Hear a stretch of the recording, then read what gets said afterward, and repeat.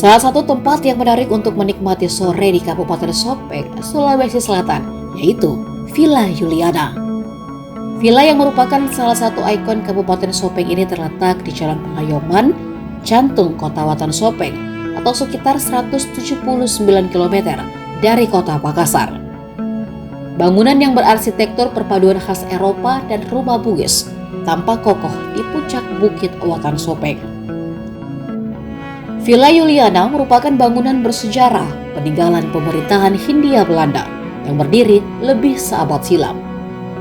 Dibangun pada masa pemerintahan Hindia Belanda untuk menyambut Ratu Belanda, Juliana. Namun karena kondisi keamanan yang tidak memungkinkan, Ratu Juliana membatalkan kunjungannya. Bangunan yang didominasi bercat putih kombinasi hijau itu kini digunakan sebagai tempat penelitian dan wisata budaya para pengunjung, pelajar, dan mahasiswa. Pada sore hari, puluhan anak bermain bola di pekarangan Villa Juliana. Tak sedikit pula remaja yang berwifi ria.